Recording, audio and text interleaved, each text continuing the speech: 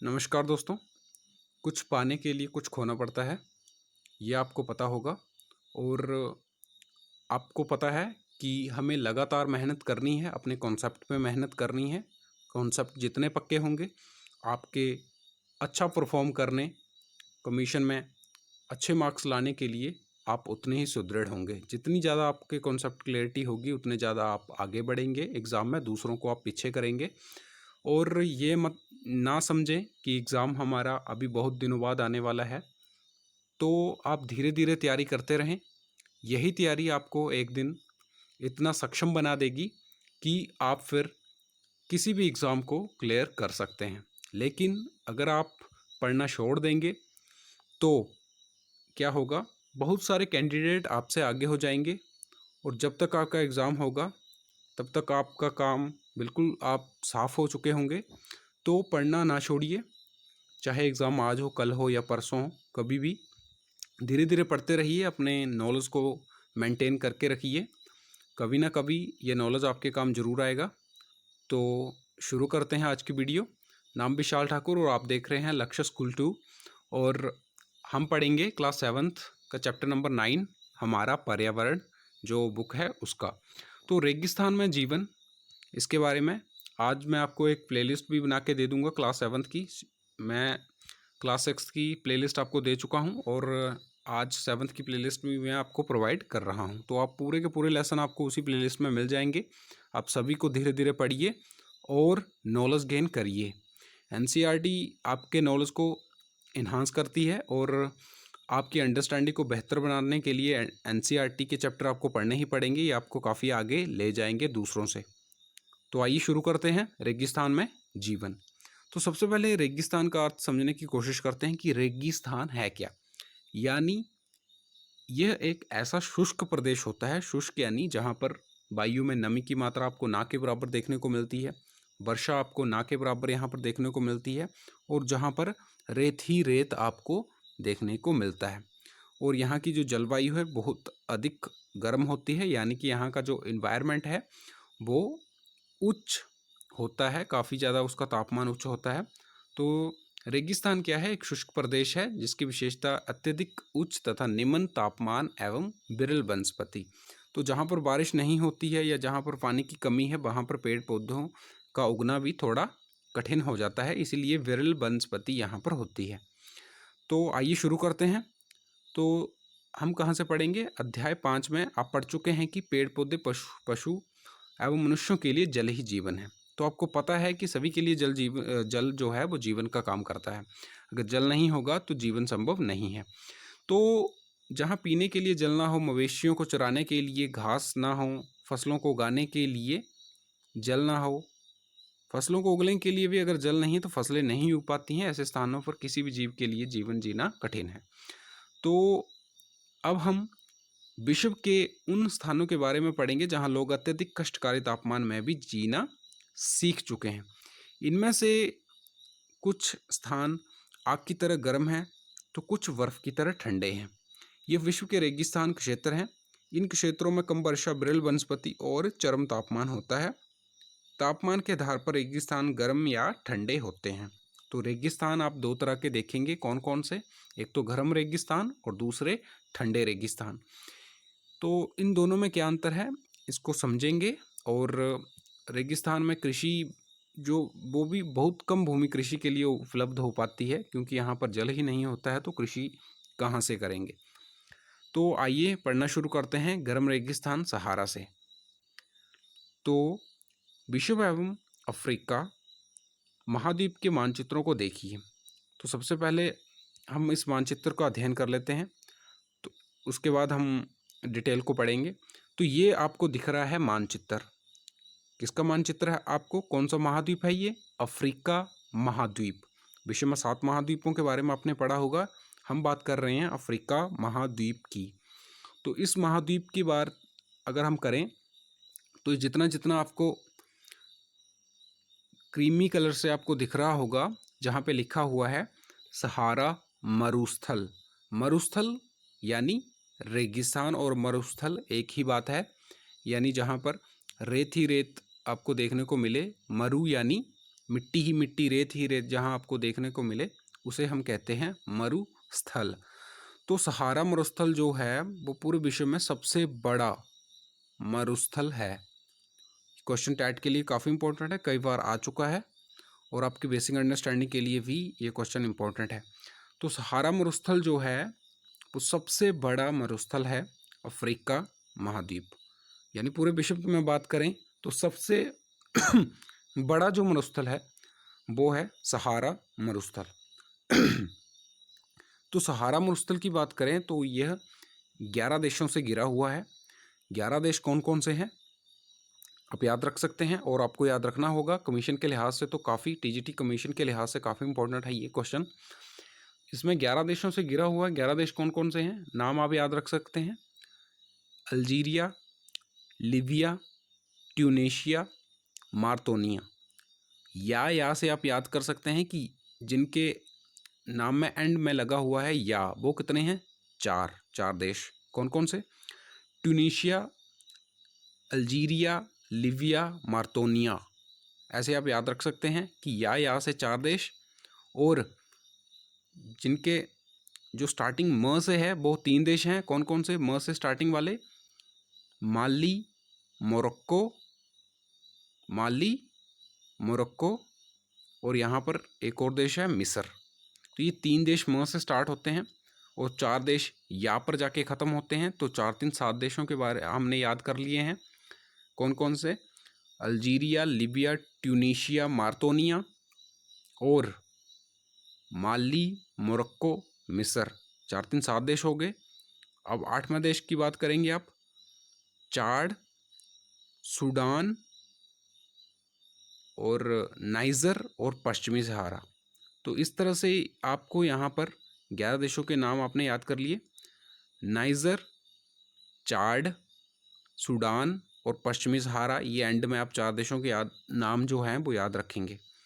तो इस तरह से हमने 11 देशों के बारे में पढ़ लिया है। और सहारा की स्थिति जो है वो अफ्रीका में कहाँ पर है, पूछ भी सकते हैं कि जो अफ्रीका हमारा कॉन्टिनेंट है उसमें सहारा की जो स्थिति है वो कहाँ पे है। सहारा मरुस्थल पूर्व में है अफ्रीका महाद्वीप के, या पश्चिम में है, या दक्षिण में है। तो आप लगा सकते हैं कि उत्तर के इलाके में हमारा जो है वो सहारा मरुस्थल पड़ता है अफ्रीका महाद्वीप में। तो इस तरह से, और कर्क रेखा भी इसको काटती है बीचों बीच से, किसको, सहारा मरुस्थल को। 23.5 डिग्री जो कर्क रेखा है वो भी इसे बीच से काटती है। और एकमात्र ऐसा महाद्वीप है ये जिसमें कि तीनों रेखाएं गुजरती हैं। तीनों रेखाएं कौन कौन सी, मकर रेखा भी, कर्क रेखा भी, और 0 डिग्री रेखा भी। तो इस क्वेश्चन को भी आप याद रख लें, और सहारा की स्थिति के बारे में आप याद रख लें। सहारा के अगर और ऊपर आप जाएंगे तो आपको भूमध्य सागर मिलेगा।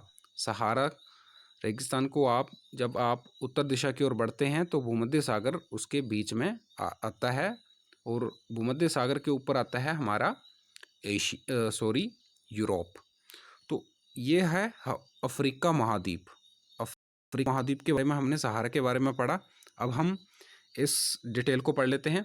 तो विश्व एवं अफ्रीका महाद्वीप के मानचित्र को देखिए, हमने देख लिया है। उत्तरी अफ्रीका के बड़े भूभाग पर फैले सहारा के रेगिस्तान का पता लगाइए। पता लगा लिया हमने। यह विश्व का सबसे बड़ा रेगिस्तान है। इंपॉर्टेंट है क्वेश्चन। यह लगभग 8.54 लाख वर्ग किलोमीटर के क्षेत्र में फैला हुआ है। एरिया आप याद कर सकते हैं, 8.54 लाख वर्ग किलोमीटर। यह आपको याद है कि भारत का जो क्षेत्रफल आपको याद होगा, हमने क्लास 6 में इसके बारे में जाना था कि जो भारत का क्षेत्रफल है वो कितना है, 32,87,263 वर्ग किलोमीटर। यहाँ पर आप याद रख सकते हैं 3.2 लाख वर्ग किलोमीटर। तो सहारा रेगिस्तान 11 देशों से घिरा हुआ है। 11 देश के नाम हमने याद कर लिए हैं, तो मैं इनको नामों को नहीं ले रहा हूँ। अल्जीरिया, चलो देख लेते हैं इनको भी। अल्जीरिया, चाड, मिस्र, लीबिया, माली, मोरतानिया, मोरक्को, नाइजर, सूडान, ट्यूनीशिया और पश्चिमी सहारा। तो रेगिस्तान के बारे में सोचते समय आपके मस्तिष्क में तुरंत ही रेत का दृश्य उभरता है, परंतु सहारा मरुस्थल बालू की विशाल परतों से ढका हुआ ही नहीं है। तो यहाँ पर केवल आप यही नहीं देखेंगे कि रेत ही रेत है। यहाँ पर आपको चट्टानें भी देखने को मिलेंगी, और कहीं कहीं पर आपको विरल वनस्पति भी आपको देखने को मिल सकती है। तो और चट्टानें सतह पर आपको उठी हुई दिखाई दे सकती हैं, और कहीं कहीं पर ये 2500 मीटर तक भी ऊंची उठी हुई हैं। क्या? चट्टानें जो आपको देखने को मिलती है सहारा मरुस्थल में। तो आगे हम देख लेते हैं। तो इसको हमने कर लिया है। आगे थोड़ी सी आपको इम्पोर्टेंट जानकारी दे देते हैं। आपको ये जानकर आश्चर्य होगा कि आज का जो सहारा रेगिस्तान समय में पूर्णतया हरा भरा मैदान था। तो किसी समय जो सहारा रेगिस्तान था वो पहले क्या था?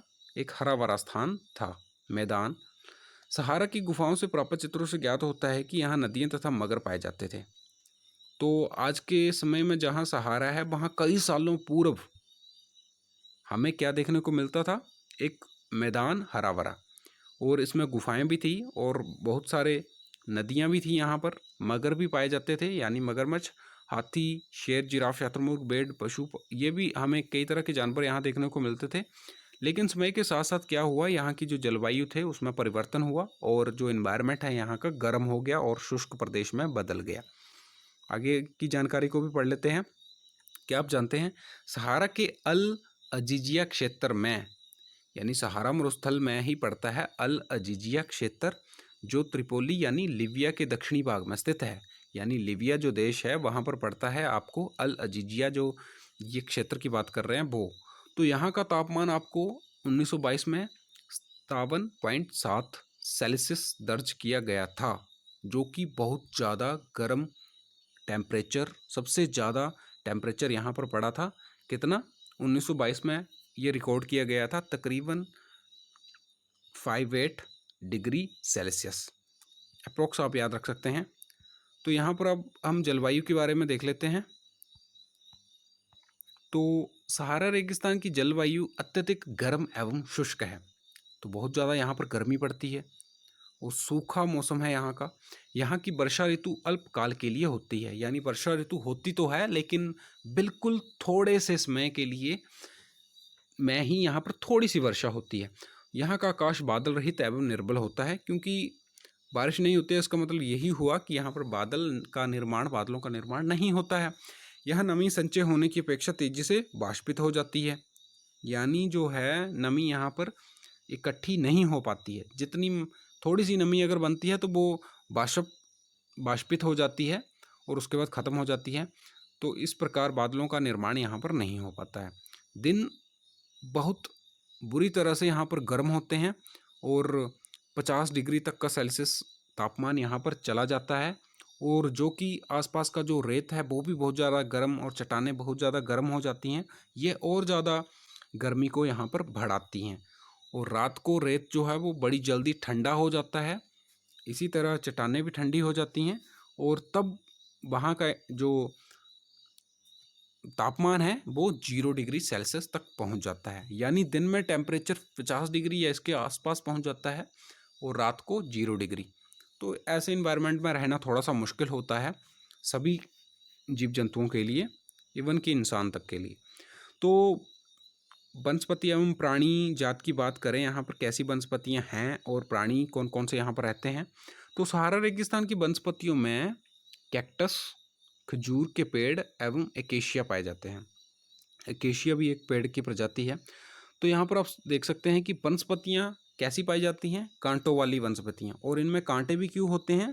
ताकि यह अपने आप को बचा सकें, उस एनवायरनमेंट में अनुकूलन का नियम ये अपनाते हैं।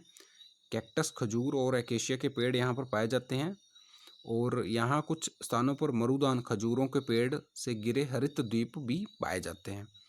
तो यहाँ पर आपको खजूर के पेड़ भी देखने को मिल सकते हैं, और हरित यानी हरे द्वीप भी आपको पाए जाते हैं। द्वीप यानी थोड़ा सा पानी भी आपको देखने को मिल सकता है, और उसके आसपास ही जो है वो पेड़ पौधे, और वो अपना जीवन यहाँ पर किसी न किसी तरह यहाँ पर सर्वाइव कर पाते हैं। तो जानवर कौन कौन से यहाँ पर देखने को मिल सकते हैं? जिसमें ऊँट, लकड़बग्गा, सियार, लोमड़ी, बिच्छू और सांपों की विभिन्न जातियाँ, छिपकलियाँ भी यहाँ पर आपको देखने को मिल सकती हैं। अगर आप इस बात को हम जानने की कोशिश करते हैं कि आप जानते हैं वैज्ञानिकों को यहाँ मछलियों के कंकाल भी मिले थे, जो आपके अनुसार ये क्या हो सकते हैं? तो जैसा कि हमने पीछे पढ़ा है कि इससे कई साल पहले सहारा मरुस्थल जो था, यहाँ पर क्या था? नदियाँ थी, हरे भरे पेड़ थे, तो नदियों में ऑब्वियसली है कि मछलियाँ भी रहती होंगी। तो मछलियों के कंकाल आज जो है वो यहाँ पर वैज्ञानिकों को कई बार मिल जाते हैं। तो इस बात से हमें पता चला है कि यहाँ पर किसी समय नदियाँ हो सकती हैं। तो लोगों के बारे में जानते हैं कि लोगों का जीवन कैसा है। तो यहाँ पर आप चित्र देख रहे होंगे, आपको रेत ही रेत दिख रहा होगा, साथ ही आपको कुछ यहाँ पर पेड़ पौधे भी आपको दिख रहे होंगे। तो इस तरह से इन पेड़ों ने यहाँ पर अपने वजूद को बचाया हुआ है। आगे लोगों के बारे में देखते हैं। लोग सहारा रेगिस्तान की कष्टकारी जलवायु में भी विभिन्न समुदाय के लोग निवास करते हैं। सहारा रेगिस्तान की कष्टकारी जलवायु, तो यहाँ पर इतना ज़्यादा कष्टकारी इन्वायरमेंट है। कष्टकारी इसलिए बोल रहे हैं क्योंकि यहाँ पर पानी की कमी है, पशु पक्षियों की भी यहाँ पर कमी है, साथ ही यहाँ पर कृषि करने के लिए भूमि भी नहीं है, इतनी ज़्यादा गर्मी पड़ती है, रात को इतनी ज़्यादा ठंड पड़ती है। तो इस इन्वायरमेंट को हम कह रहे हैं कष्टकारी। तो जो भिन्न भिन्न क्रियाकलापों में भाग लेते हैं कौन, लोग, तो इसमें बेदुइन एवं तुआरेग भी शामिल है। तो ये कुछ इंसानों की टोलियां हैं जो यहाँ पर रहती हैं। कहाँ पर, सहारा मरुस्थल में। कौन कौन सी समुदाय है, बेदुइन समुदाय है, तुआरेग समुदाय के लोग भी यहाँ पर रहते हैं, जो कि क्या करते हैं, चलवासी जनजाति लोग, ये लोग बकरियां, भेड़, ऊंट, घोड़े जैसे पशुधन को पालते हैं। चलवासी यहाँ पर कह रहे हैं क्योंकि ये एक जगह पर टिक्के नहीं रहते हैं, थोड़े समय बाद अपनी जो स्थान है उसे परिवर्तन करते हैं, इसलिए इन्हें चलवासी कह रहे हैं। तो ये क्या पालते हैं, बकरी, भेड़, ऊंट, घोड़े पालते हैं। इन पशुओं से क्या करते हैं, दूध लेते हैं, और इनकी खाल से ये क्या करते हैं, जूते बनाते हैं, पानी की बोतलें बनाने के लिए चमड़ा का उपयोग करते हैं, और पेटी जैसी वस्तुओं का निर्माण करते हैं। तो ये लोग जो है वो काफ़ी ज़्यादा मेहनत करते हैं यहाँ पर, तथा पशुओं के बालों का उपयोग चटाई, कालीन, कपड़े, कंबल बनाने के लिए होता है। धूल भरी आंधियों एवं गर्म वायु से बचने के लिए यहाँ के लोग क्या करते हैं, भारी वस्त्र पहनते हैं। अब यहाँ पर आपको पता चला होगा, एक बात इम्पोर्टेंट आपको पता चली होगी कि जो सहारा मरुस्थल है वहाँ पर तो बहुत ज़्यादा गर्मी पड़ती है, उसके बावजूद जो है वो यहाँ के लोग मोटे कपड़े और भारी वस्त्र पहनते हैं। क्यों पहनते हैं, ताकि धूल भरी जो आंधियाँ हैं उनसे बच सकें, और गर्म वायु से बचने के लिए यहाँ के लोग भारी वस्त्रों को पहनते हैं। तो सहारा में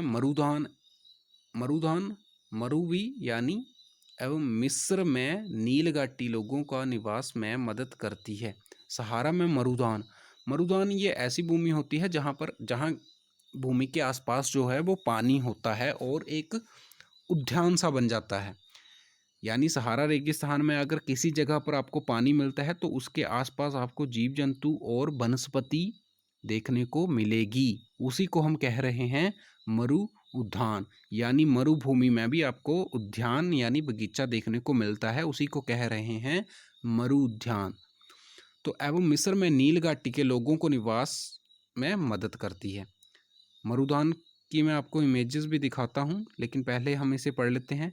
तो यहाँ जल की उपलब्धता होने से लोग खजूर के पेड़ उगाते हैं। कहाँ पर जल की उपलब्धता है, मरुदान के पास।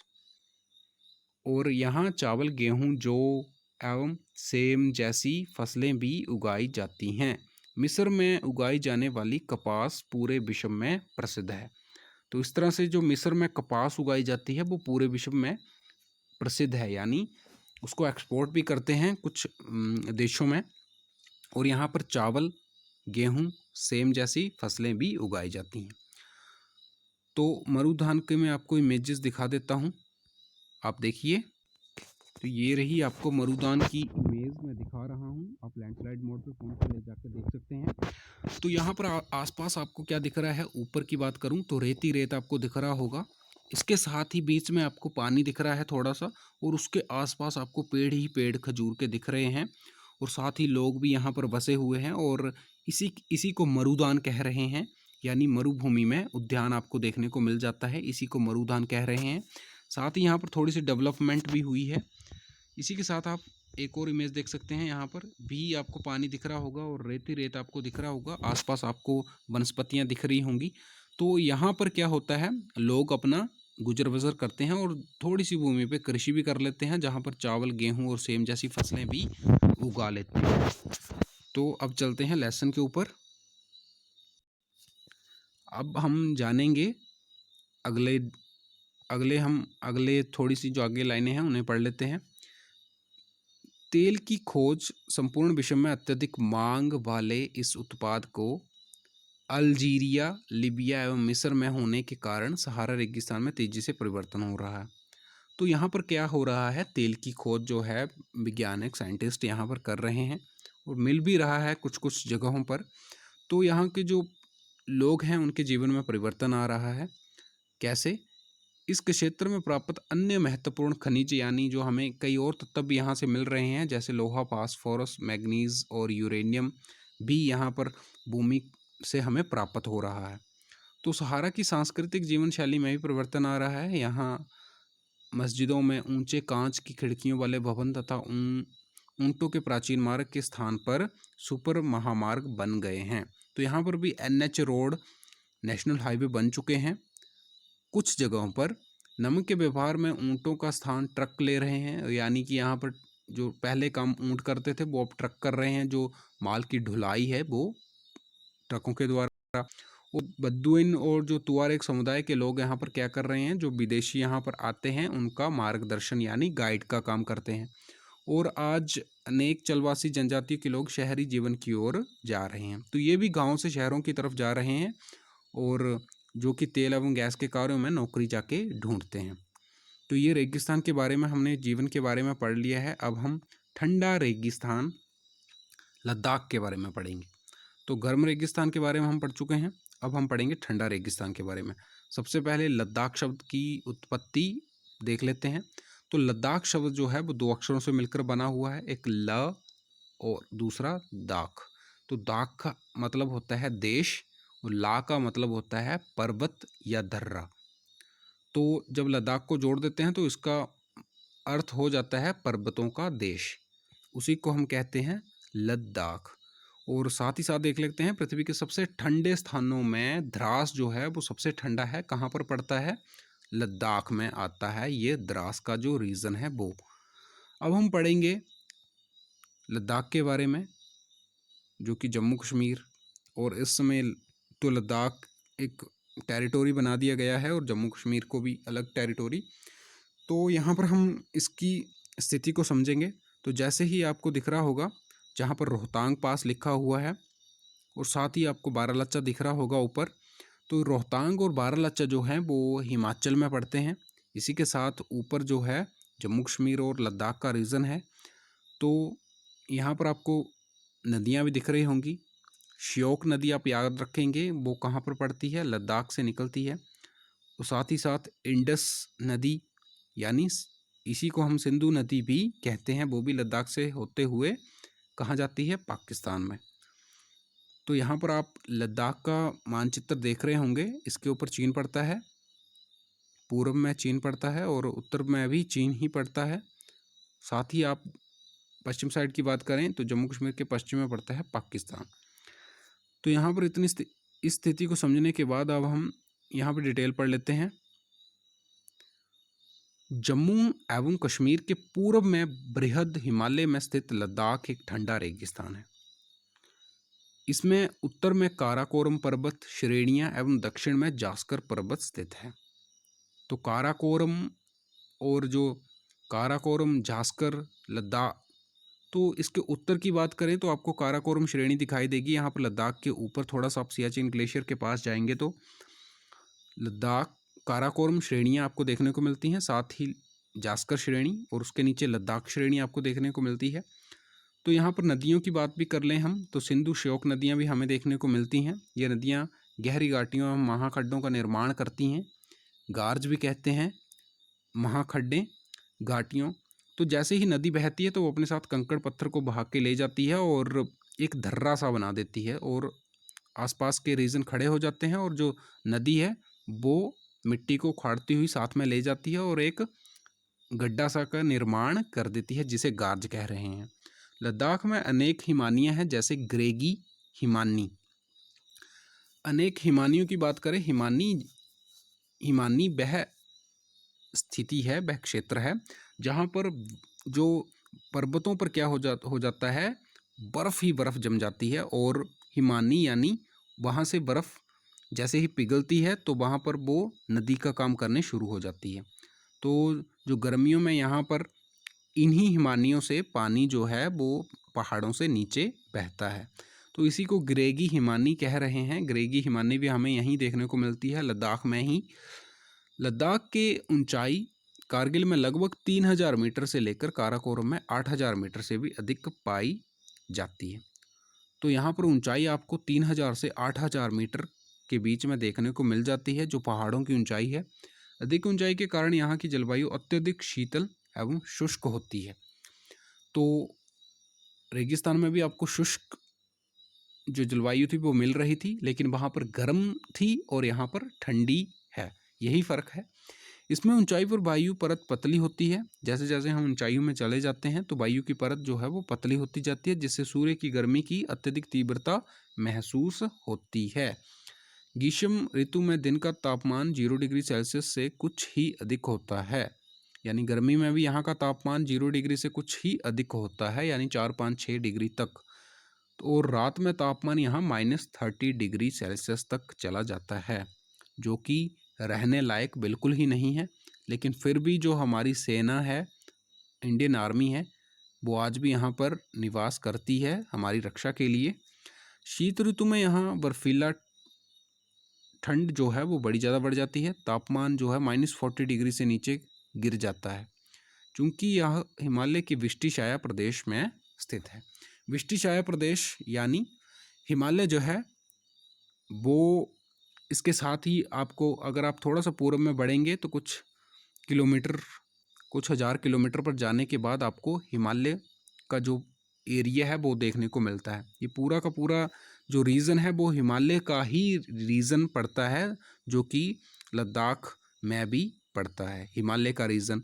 तो हिमालय के पर्वत जो हैं वो बहुत ज़्यादा ऊंचे ऊंचे उठे हुए पर्वत हैं, और जब सूर्य निकलता है तब सूर्य की जो धूप है वो धरती तक नहीं पहुंच पाती है। क्यों? क्योंकि सामने पहाड़ खड़ा है, तो छाया यहाँ पर पड़ती है वो पहाड़ों की, और इसीलिए यहाँ का एनवायरनमेंट और ज़्यादा ठंडा हो जाता है और वर्षा यहाँ पर नहीं हो पाती है। क्यों? क्योंकि बादल जो है वो पर्वत जो बादलों को आगे बढ़ने नहीं देते हैं, वहीं पर रोक लेते हैं, और फिर यहाँ पर बादल जो है वो बरस नहीं पाते हैं, क्योंकि सामने जो है वो बड़े बड़े पहाड़ खड़े हो जाते हैं, जिससे धूप नहीं पड़ती है, और यहाँ पर धूप ना होने के कारण ठंड और ज़्यादा बढ़ जाती है। तो यहाँ पर हमने इस चीज़ को देख लिया है। आगे हम देखते हैं, मुश्किल से 10 सेंटीमीटर प्रति वर्ष, यानी वर्षा जो है वो बड़ी मुश्किल से 10 सेंटीमीटर के आसपास यहाँ पर होती है। यह क्षेत्र बर्फीली हवाएं एवं तेज जलाने वाली धूप का अनुभव कराती है, और जो भी यहाँ पर थोड़े इलाके में धूप पड़ती है वो भी इतनी ज़्यादा, यानी हमने जैसे कि देखा कि जैसे हम हाइट पर जाते हैं तो वायु जो है वो विरल हो जाती है, यानी उसकी परत थोड़ी कम मोटी हो जाती है, जिसके कारण जो थोड़ी सी अगर धूप भी पड़ती है तो वो भी हमें बहुत ज़्यादा लगती है। बहुत ज़्यादा गर्मी यानी तपश महसूस यहाँ पर होती है जब हम धूप सेकने के लिए बैठते हैं। तो यह जानकर आपको आश्चर्य भी होगा कि यहाँ पर धूप इस तरह अगर आप बैठें जैसे कि पीठ जो है वो कर दें धूप की तरफ, तो पैरों पे आपके अगर छाया पड़ती है तो आपको रोग भी हो सकता है। कौन सा रोग? ऊष्माघात और तुषार उपघात से ग्रसित आप हो सकते हैं। तो ये एक प्रकार का रोग है जो आपको लग सकता है अगर आप इस तरह बैठे, तो कि अगर आपके पैरों पर छाया पड़े और सर पर या पीठ पर धूप पड़े तो आपको रोग से भी आप ग्रसित हो सकते हैं। तो इस तरह से आपको रोग भी यहाँ पर हो सकता है, जो कि यहाँ पर, यानी यहाँ से इस बात से आप ये पता लगा सकते हैं कि यहाँ की जलवायु कितनी ज़्यादा कठिन होगी इंसानों के लिए, लेकिन उसके बावजूद भी लद्दाख में लोग बसते हैं। तो लद्दाख को खापाचान भी कहते हैं, जिसका अर्थ है हिमभूमि। तो लद्दाख का दूसरा नाम हमें पता चल गया, कौन सा? खापाचान। तो खापाचान करके भी आ सकता है पेपर में क्वेश्चन, टैट के लिए भी इम्पोर्टेंट है और कमीशन के लिहाज से भी खापाचान किसका दूसरा नाम है? तो हम वहाँ पर बता सकते हैं लद्दाख का ही दूसरा नाम है। इसी तरह हम आगे इम्पोर्टेंट जानकारी देख लेते हैं। क्रिकेट का सबसे अच्छा बल्ला शरपत पेड़ की लकड़ी से बनाया जाता है। तो शरपत का पेड़ वो भी हमें इसी रीजन में देखने को मिलता है, जिसे बिल्लो भी कहते हैं पेड़ को। तो आगे वनस्पति और प्राणी जात के बारे में पढ़ लेते हैं। यहाँ उच्च शुष्कता के कारण वनस्पति विरल है, यानी यहाँ की जो वनस्पति है वो भी आपको कम ही देखने को मिलती है। पहाड़ आपको ज़्यादा देखने को मिलेंगे। यहाँ के जानवरों के चरने के लिए कहीं कहीं पर ही घास और छोटी झाड़ियाँ मिलती हैं। घाटी में शरपत, बिल्लो एक पॉपुलर के उपवन देखे जा सकते हैं। तो यहाँ पर ये आपको पेड़ देखने को मिल सकता है। यहाँ पर ग्रीष्म ऋतु में सेब, खुमानी, अखरोट जैसे प्लवित होते हैं, यानी ये फल आपको देखने को मिलते हैं, सेब, खुबानी और अखरोट। लद्दाख में पक्षियों की विभिन्न प्रजातियां नजर आती हैं। इसमें रॉबिन, रेड स्टॉट, तिब्बती स्नोकॉक, रेवेन एवं हुप यहाँ पर पाए जाने वाले सामान्य पक्षी हैं। पक्षियों के नाम याद रखें आप, रॉबिन, रेड स्टार्ट, तिब्बती स्नोकॉक और रेवेन एवं हुप यहाँ पर आपको देखने को मिलते हैं पक्षी। इनमें से कुछ प्रवासी पक्षी हैं। लद्दाख के पशुओं में जंगली बकरी, जंगली भेड़, याक विशेष प्रकार से, और कुछ कुत्ते भी कहीं कहीं आपको देखने को मिलेंगे। इन पशुओं को दूध, मांस और खाल प्राप्त करने के लिए पाला जाता है। तो हम इन पशुओं को यहाँ पर पाल रहे हैं। पशु हमारी इंसानों की बहुत ज़्यादा मदद करते हैं और इसीलिए यहाँ पर पशुओं को पाला जा रहा है ताकि वो इंसानों के समय आने पर मदद कर सकें। और याक के दूध का उपयोग पनीर एवं मक्खन बनाने के लिए होता है। भेड़ एवं बकरी के बालों का उपयोग ऊनी वस्त्र बनाने के लिए होता है। तो यहाँ पर आप देख सकते हैं याक के दूध का भी प्रयोग लोग पनीर और मक्खन के लिए कर रहे हैं, और भेड़ बकरी से भी दूध प्राप्त कर रहे हैं, और साथ ही उनके बालों को भी ऊनी वस्त्र बना रहे हैं, अपने उपयोग में उन्हें ला रहे हैं। तो यहाँ पर आप लोगों के बारे में हम अगर जानें तो लद्दाख एवं तिब्बत तथा मध्य एशिया के निवासियों के बीच कोई समानता पाते हैं। तो यहाँ के अधिकांश लोग कौन से हैं? मुसलमान या बौद्ध। लद्दाख में जो लोग बसते हैं वो अधिकतर या तो मुसलमान हैं या बौद्ध हैं। वास्तव में लद्दाख क्षेत्र में अनेक बौद्ध मठ परंपरागत गोम्पा के साथ स्थित है। तो गोम्पा कहते हैं उन्हें, जो बौद्ध जो आपको देखने को मिलते हैं, इनके जो गुरु होते हैं उनके द्वारा जो मंदिर, यानी हम मंदिर भी कह सकते हैं, जो इनके मंदिर होते हैं उन्हें ये गोम्पा करके कहते हैं। कुछ प्रसिद्ध मठ भी आपको देखने को मिलते हैं। मठ भी कह सकते हैं आप, गोम्पा भी कह सकते हैं। हेमिस यह एक गोम्पा है, थिक्से भी एक गोम्पा है, और लामायूर यह आपको कुछ मठ देखने को मिलते हैं। यहाँ पर इनके नाम आप याद रख सकते हैं। क्वेश्चन आ भी सकता है कि हेमिस जो है, हेमिस वो आपको कहाँ देखने को मिलता है? जम्मू कश्मीर में या लद्दाख में या सिक्किम में, इस तरह से, या हिमाचल प्रदेश में, इस तरह से ऑप्शन देके वो पूछ सकता है आपसे। तो आपको हेमिस थिक्से और लामायूर शे, इनके अपने नाम याद रखने हैं। ये मठ हैं और इसी रीजन में पाए जाते हैं। ग्रीष्म ऋतु में यहाँ के निवासी जो है वो आलू, मटर, सेम और शलजम की खेती करते हैं। शीत ऋतु में जलवायु इतनी कष्टकारी होती है कि लोग धार्मिक अनुष्ठान और उत्सवों में अपना समय बिताते हैं। तो यहाँ की महिलाएं अत्यधिक परिश्रमी होती हैं। ये केवल घर पर खेतों पर ही काम नहीं करती बल्कि छोटे व्यवसाय एवं दुकानें भी संभालती हैं। लद्दाख की राजधानी लेह सड़क एवं वायु मार्ग द्वारा भलीभांति जुड़ी हुई है। राष्ट्रीय राजमार्ग 1 जो है वो लेह को जोजिला दर्रे से होते हुए कश्मीर घाटी से जोड़ता है। तो यहाँ पर NH एक एव है जो कि लेह को जोजिला दर्रा से होते हुए जम्मू जो कश्मीर घाटी है वहाँ से जोड़ता है। क्या आप हिमालय के कुछ अन्य दर्रों के बारे में बता सकते हैं? तो यहाँ पर हमें देखने को मिल गया है कई तरह के दर्रे भी यहाँ पर हमें देखने को मिलते हैं, जिसमें आप देख सकते हैं आपको जोजिला, इसके साथ ही आपको और दर्रे भी यहाँ पर देखने को मिलते हैं। और हिमाचल में आपको बारालाचा दर्रा, रोहतांग पास दर्रा, ये दर्रे आपको देखने को मिलते हैं। जास्कर दर्रा भी आपको देखने को मिलता है।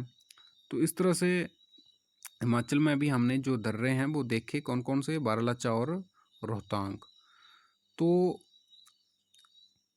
इस तरह से हमने इस रीजन के बारे में पढ़ा। और यहाँ पर आपको जो इमेज है, यहाँ पर थिक से मठ आपको दिखाया हुआ है। तो आप देख सकते हैं पहाड़ आपको देखने को मिल रहा होगा, चट्टानें ही चट्टानें, और इन्हीं चट्टान पर एक गोम्पा मठ बना हुआ है जिसे थिक से मठ कहते हैं, और ये लद्दाख के रीजन में पड़ता है। तो इस तरह से क्या आप जानते हैं, इस बात को देख लेते हैं। मनाली लेह जो राजमार्ग है वो 4 दर्रों से होते हुए गुजरता है। कौन कौन सा? रोहतांग दर्रा, बारालाचा ला और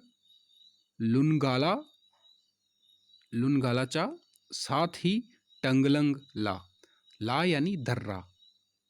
दर्रा होता है एक तंग छोटी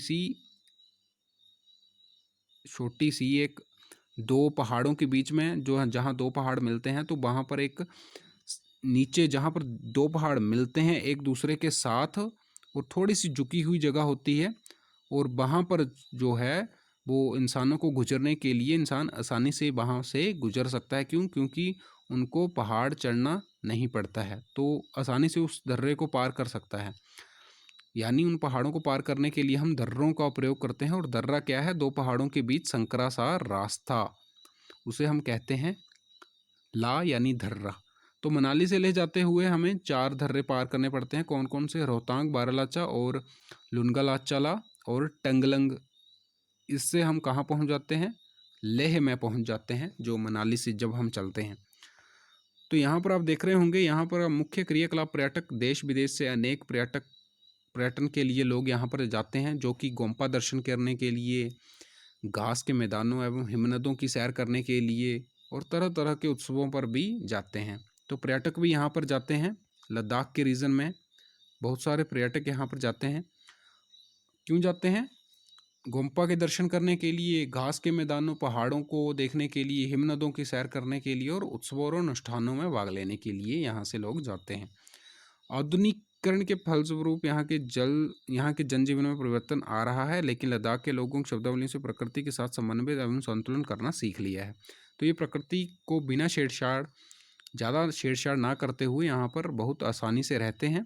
जल एवं ईंधन जैसे संसाधनों की कमी के कारण यहाँ आवश्यकतानुसार और मितव्ययिता से ही इनका प्रयोग करते हैं। यानी जितनी ज़रूरत हो उतना ही प्रयोग करते हैं, और कुछ भी व्यर्थ नहीं करते। तो इसलिए यहाँ के लोग बड़ी आसानी से रहते हैं। ये प्रकृति के साथ ज़्यादा छेड़छाड़ नहीं करते हैं, उसे वैसे ही रहने देते हैं जिस शेप में वो है, और बहुत ईमानदारी के साथ ये लोग अपना जीवन व्यतीत करते हैं, और बहुत ही परिश्रमी लोग यहाँ पर निवास करते हैं। तो ये रहे क्वेश्चन आंसर, आप क्वेश्चन देख सकते हैं। अब मैं आपको इसके आंसर प्रोवाइड कर रहा हूँ। पहले तो आप खुद सॉल्व करने की कोशिश करें। अगर आपने लेसन ध्यान से पढ़ा होगा तो आप करने में सक्षम होंगे। तो ये देख सकते हैं, आपको दिख रहा है क्वेश्चन आंसर। स्क्रीनशॉट भी आप ले सकते हैं। वीडियो को पॉज करके आप इन क्वेश्चन आंसर को देख सकते हैं, और ज़रूर आपको देखने चाहिए क्वेश्चन और आंसर, क्योंकि ये आपके अंडरस्टैंडिंग को और बढ़ाएंगे। और आज हमने 7th क्लास के भी सारे चैप्टर पढ़ लिए हैं। ईमानदारी से अगर जिन लोगों ने मेहनत की होगी वो उनके अंडरस्टैंडिंग उन्हें लग भी रहा होगा, काफ़ी ज़्यादा बड़ी है।